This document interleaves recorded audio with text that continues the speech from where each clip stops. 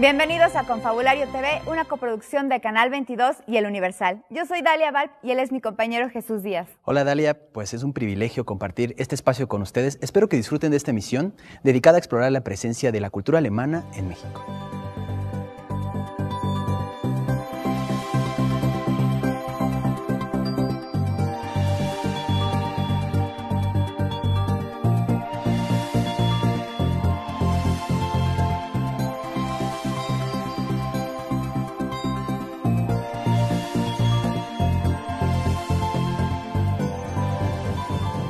Todo es interacción. Es una frase escrita en 1803 por el naturalista y explorador alemán Alexander von Humboldt durante una visita al Valle de México. Estas tres palabras sintetizan el ánimo de intercambio en materia de ciencia, educación, cultura, sustentabilidad, innovación y movilidad en el marco del año llamado Año Dual México-Alemania 2016-2017. Por este motivo nos hemos dado a la tarea de mostrar algunas expresiones de la cultura alemana que tienen amplia influencia en nuestro país. Tal es el caso del Instituto Goethe, que este año cumple 5 décadas de vida en México, aniversario del que nos da cuenta Janet Aguilar en el siguiente reportaje.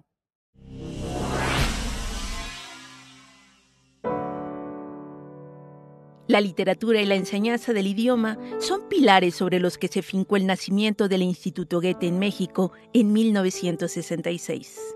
Con los años, incrementó su apuesta hasta ser una institución estratégica para el intercambio de México con la cultura alemana mediante el arte, la ciencia y la educación. Estamos aquí 50 años después y no solamente como un instituto de un país extranjero.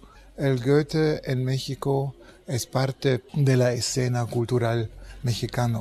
Somos parte de los varios eventos, festivales, no como un instituto que trae producciones a México, más que un instituto que inicia producciones, proyectos en conjunto con los mexicanos. Y eso es la idea, crear una plataforma de encuentro.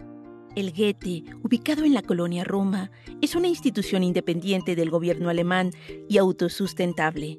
Y nosotros estamos una institución al lado y cooperamos con el gobierno, pero no estamos un instituto del gobierno. Y eso da un poco más libertad y independencia. Un cambio de gobierno por elecciones no va a cambiar el Goethe Institut. El instituto cuenta además con una biblioteca única en México. Tenemos una biblioteca con 8,000 medios, pero no es una biblioteca como una biblioteca con un archivo. Es una biblioteca muy actual. Cada 2 meses pedimos 50, 60 nuevos libros y películas. La historia continúa con infinidad de proyectos en ferias de libros, festivales y espectáculos, muchos en el marco del Año Dual Alemania-México.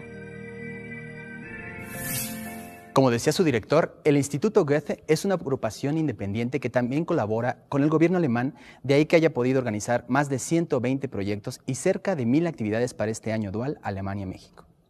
Este instituto ha sido pieza fundamental en los países donde ha instalado sedes, ya que además de ofrecer a los interesados un amplio panorama de la cultura teutona, en México tan solo su matrícula asciende a los 6,000 estudiantes del idioma alemán. Para seguir con el tema En busca de la cultura alemana en México, los dejamos con Janet Mérida, que nos comenta sobre un espacio sui generis en la Ciudad de México. Gracias, Jesús, Dalia. Y bueno, en esta ocasión hablaremos de Platon Hub México, un lugar que busca generar enlaces entre las industrias creativas, no solo alemanas y mexicanas, sino a nivel internacional, y que actualmente cuenta con una red de creativos de alrededor de 8,000 personas de 56 países diferentes y que buscan convertirse en un espacio de expresión muy particular para los jóvenes. ¿Qué les parece si vamos a ver esta cápsula de Sonia Sierra?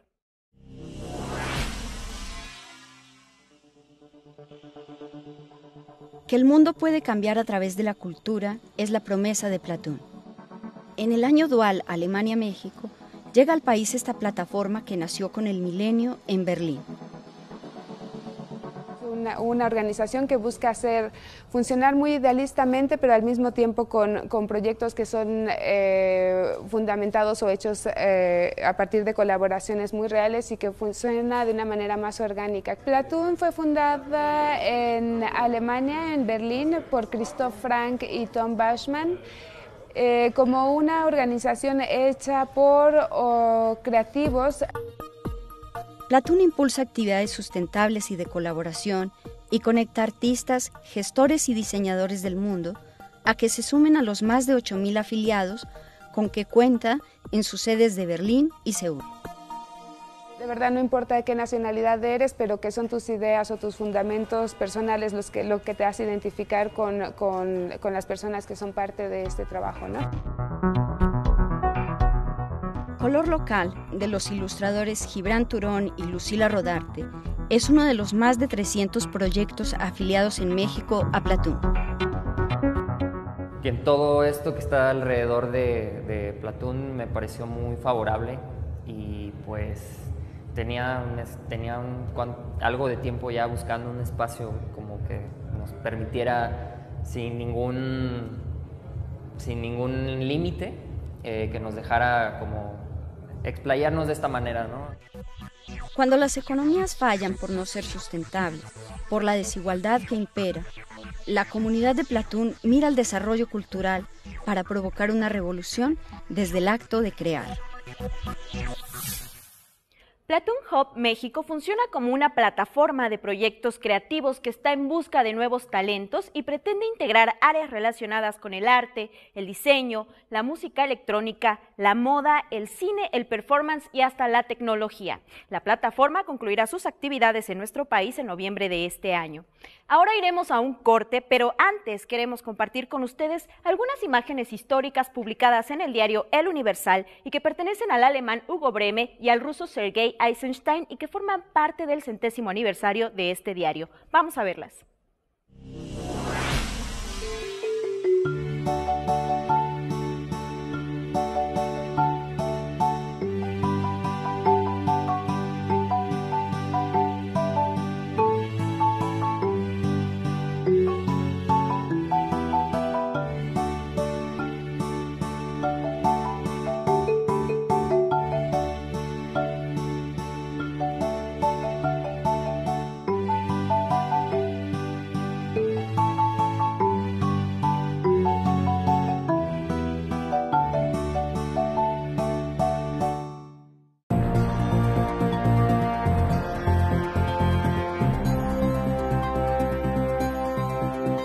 Regresamos a Confabulario TV aquí en Canal 22 con el tema En busca de la cultura alemana en México.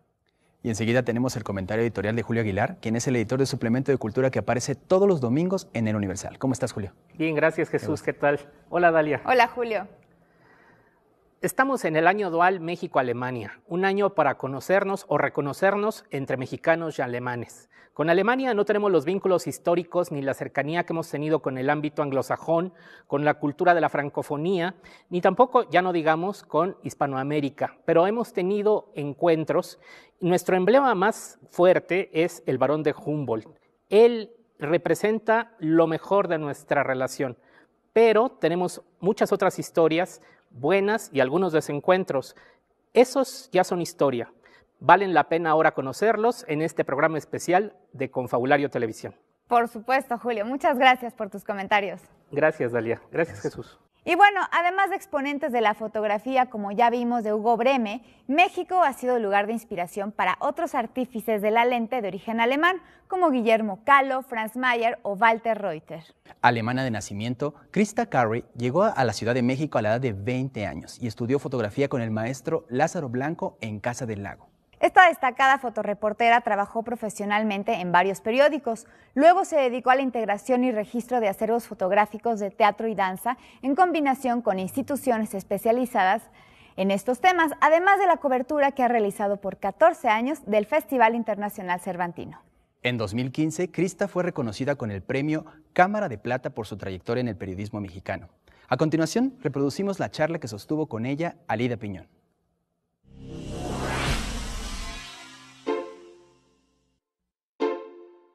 La fotógrafa Christa Cowry, nacida en Hamburgo, llegó al puerto de Veracruz en 1963. Su conexión con nuestro país fue inmediata. Se enamoró de la luz, de los colores, de las tradiciones mexicanas. Desde 1969 radica en la Ciudad de México y se ha dedicado durante más de 40 años al fotoperiodismo. No hay rincón de México que no haya sido retratado con su mirada.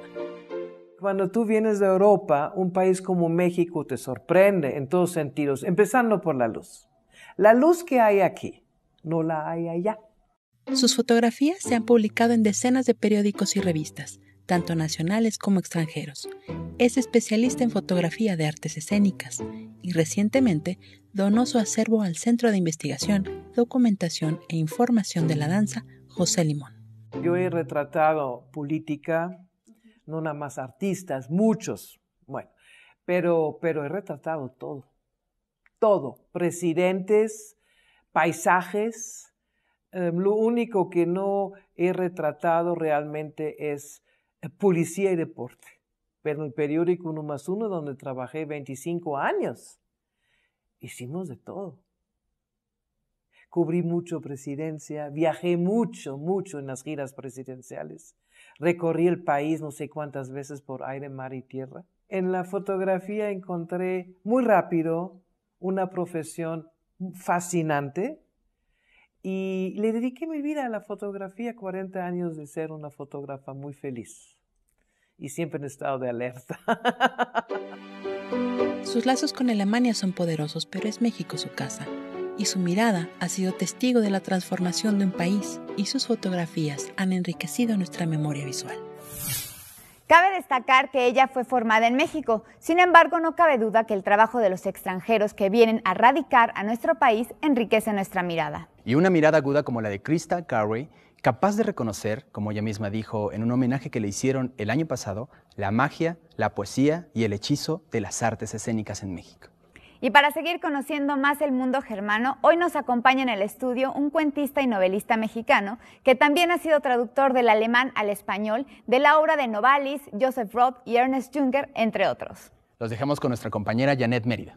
Muchísimas gracias, Jesús, Dalia. Y bueno, antes de empezar esta entrevista, queremos agradecer la presencia de Javier. Javier, gracias por estar aquí este día. Muchas gracias por la invitación. Oye, pues a lo largo del programa hemos visto justo la presencia de Alemania en México, la presencia de alemanes en México que han hecho mucho trabajo aquí. Cuéntanos un poquito, además nos encontramos en medio de este año dual entre los dos países. ¿De qué manera crees tú que impacta en el mundo de la literatura, en el mundo del arte, esta celebración?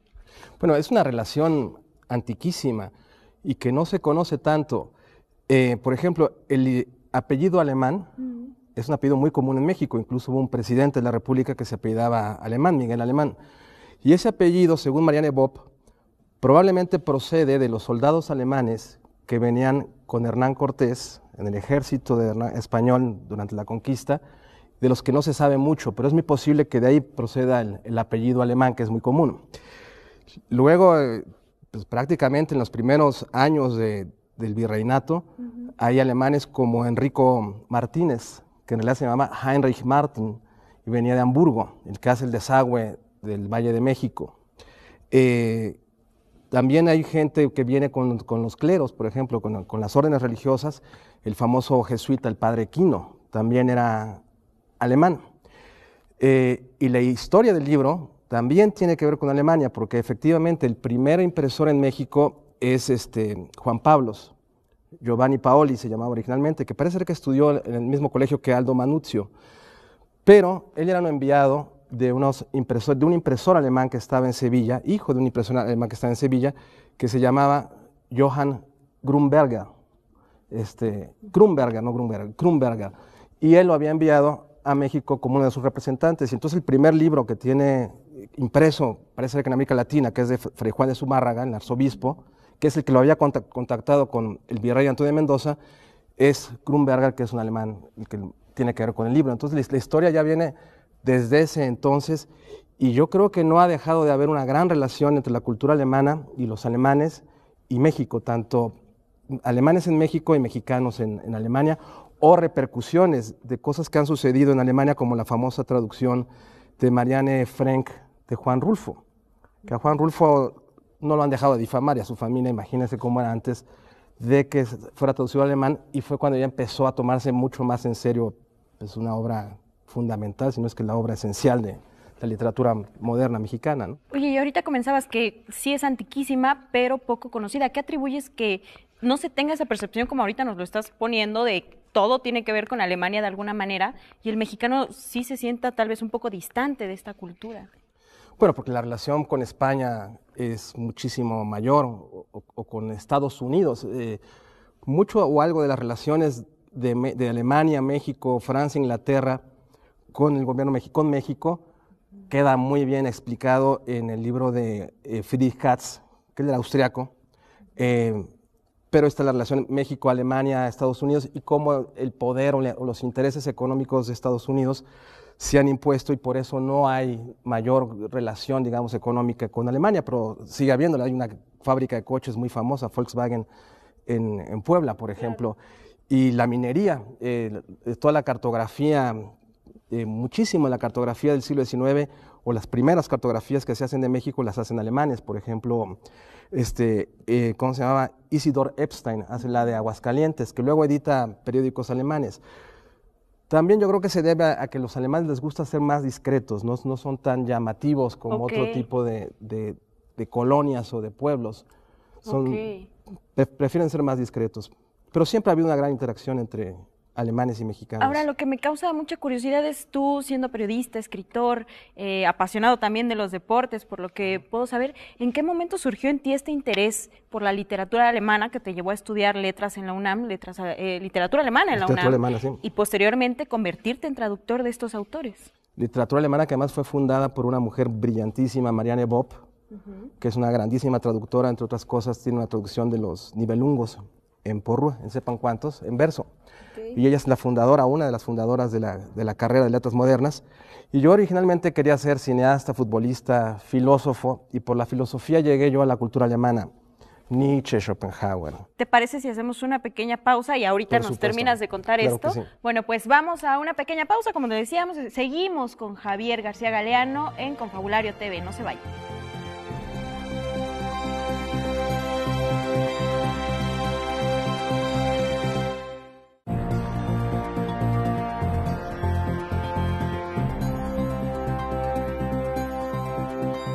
Y un aspecto poco difundido también de nuestra relación con Alemania es la presencia de inmigrantes de aquel país europeo en México durante la Segunda Guerra Mundial. La historia de la comunidad teutona que permaneció recluida en el Fuente de San Carlos, en Perote, Veracruz, fue abordada por el historiador Carlos Inclán. Su investigación se basa en información que ha estado resguardada en el Archivo General de la Nación y en el Archivo Histórico Diplomático de la Secretaría de Relaciones Exteriores. De este episodio nos habla Gerardo Martínez en el siguiente reportaje que veremos a continuación.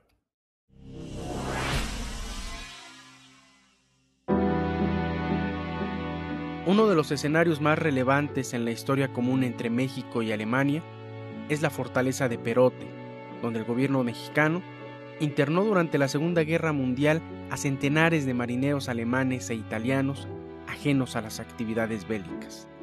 Solo 85 personas fueron acusadas por delitos que estaban relacionados con la suspensión de garantías individuales decretada después de la declaratoria de guerra en 1942. Es decir, estas personas son acusadas de espionaje, de sabotaje, de disolución social, de propaganda, de ser simpatizantes del Tercer Reich, que es una categoría bastante ambigua. Como explica el historiador Carlos Inclán en su libro Perote y los nazis, reportes de inteligencia mexicanos revelan tratos selectivos. Cuando uno revisa los expedientes de estas personas, de los que son encarcelados, se da cuenta que la mayoría de las veces no hay pruebas. Sin embargo, informes de la policía política documentaron la presencia de una red de informantes, entre ellos George Nikolaus, Karl Rettersdorf y Franz Buchenau. Estos espías prontamente son ubicados, capturados y deportados a los Estados Unidos, por lo menos los más importantes. Al final de la guerra, los presos de Perote fueron liberados, un hecho histórico que registró el fotógrafo alemán Juan Guzmán. Salen, les dan 1,000 pesos y hacia 1947 más o menos se ofrece la posibilidad de la repatriación. no todos optan por ellas, porque por ejemplo muchos de esos marineros que habían quedado estacionados en México durante este periplo de ir de los puertos de Tampico y de Veracruz hacia Guadalajara, pues habían formado familias. Entonces ellos quedan a hacerse una vida en México. La historia de Perote es el relato de una comunidad que arribó a costas mexicanas para enriquecer la diversidad de nuestro país. Estos hombres, que en su gran mayoría se desempeñaron en su país natal como marineros, zapateros o panaderos, suscitaron un intercambio cultural que aún falta por explorarse más a fondo. El capítulo histórico de los alemanes en Perote sin duda constituye un importante antecedente del sistema de control migratorio mexicano. Y ahora vamos a la segunda parte de la entrevista con nuestro invitado de hoy, el escritor mexicano Javier García Galeano. Javier, pues nos comentabas de este gusto y de esta pasión por la literatura alemana y justo hablabas de la fundadora de esto en la UNAM. Cuéntanos un poquito. Marianne Bopp fue la que hace la carrera de letras alemanas, letras modernas alemanas en la UNAM en los años 50, me parece que es cuando lo funda. Yo estudié en los 80s. Pero mi interés viene por la filosofía y sobre todo por la influencia inmensa de Juan García Ponce, que él se interesaba más por autores austriacos como, bueno, los inventa prácticamente, como Robert Musil, como Jaimito von Doderer, como Hermann Broch, pero también por Thomas Mann y por cosas alemanas. Ernst Jünger también se interesaba, Juan García Ponce, y él fue una gran influencia para mí, por eso me intereso en gran parte por la literatura alemana. Y luego también pues, me hice amigo, gracias a ello, del doctor Pérez Gay, fundador del Canal 22, director, igual que Ernesto Velázquez, su actual director, también fundadores los dos de este canal fantástico. Y es por eso que yo me intereso. Oye, y no solo eso, sino te vas a vivir 8 años a Alemania y es ahí donde descubres, bueno, la contraparte de todo esto, ¿no? De cómo se percibe México en Alemania. En los libros es un poco exótico, ¿no? Por ejemplo, hay una novela de Karl May donde hay indios y vaqueros, es en la época de Benito Juárez. Nosotros también a veces tenemos una imagen de los alemanes que no se corresponde, sobre todo después de ese horror que sucedió y que desencadenó la Segunda Guerra Mundial. Mucha gente piensa que los alemanes son así, y no es cierto, ¿no? Al contrario, tuvieron que huir de este personaje, que mejor ni mencionarlo, que es el mal. Entonces nosotros también a veces tenemos una imagen no precisamente adecuada de los alemanes, exactamente. Y la imagen que dan, por ejemplo, los fotógrafos que han venido a México es bastante exacta y creo que nos revelan mucho de lo que somos como país, ¿no? Claro. Oye, ¿y qué otros escritores o fotógrafos o artistas mexicanos tienen este peso así como al revés, ¿no? Nosotros recibimos mucho de su literatura. ¿Ocurre igual del mismo del otro lado? Juan Rulfo es muy leído. Y bueno, y la recepción de Juan Rulfo está muy estudiada por Alberto Vitan. De hecho, se fue a Alemania a hacer su doctorado ahí y ha publicado un par de libros sobre la recepción de Rulfo en Alemania. Y luego, pues lamentablemente, como a nosotros nos toca recibir escritores que no siempre son los mejores, pero son los más propagados o los comercialmente tienen más éxito, lo mismo pasa en Alemania, ¿no? Octavio Paz es uno de los más leídos, además era muy querido Octavio Paz. Le dieron el premio de la Paz, valga la redundancia, de la Feria de Frankfurt, y Carlos Fuentes, que Carlos Fuentes pues está en todas partes, ¿no? Claro. Oye, finalmente, ese alemán que intentó hacer una colonia en México, cuéntanos quién era, qué pasó en ese pedacito de historia que a lo mejor sonaría extraño. Es una historia que a mí me parece fascinante, es Karl Christian Sartorius, todavía quedan Sartorius por ahí, y él vino con la compañía alemana de minas, porque la minería fue muy importante, y incluso los periódicos alemanes, Goethe incluido, leían cómo iban las acciones de las compañías de minas en México, en la Nueva España. Y este hombre que vino con una compañía de minas como gerente, luego se le ocurrió que quería hacer un estado alemán ideal, medio anarquista, una especie de comuna, en un rancho en Huatusco. Y según Brigida von Mentz, parece ser que Maximiliano, que era austriaco, pasó por ese rancho de Huatusco en uno de sus pasos por México. Y tiene un gran libro que se llama México hacia 1857, está traducido. Y fue ilustrado por Rugendas, este pintor prodigioso que tiene, entre otras cosas, un cuadro del volcán de Colima, del Nevado de Colima y el de Fuego, visto desde Zapotlán, y bueno, muchísimas cosas que hizo en México. Y que vale la pena echarle ojos si queremos como escarbar en un poco de nuestra historia. Y bueno, te agradecemos mucho que hayas estado con nosotros. ¿Crees que sí va en aumento el interés de del público o de la gente mexicana por la cultura alemana, que estamos subiendo o que continúa igual? Yo creo que sí, por lo menos ya la gente sabe que Berlín es una ciudad muy divertida, con buenos bares, ¿no? Con buenas kneipen, con buenas cantinas. Pues te agradecemos mucho, Javier. Gracias. Muchas gracias, Javier García Galeano, por tu participación en el programa.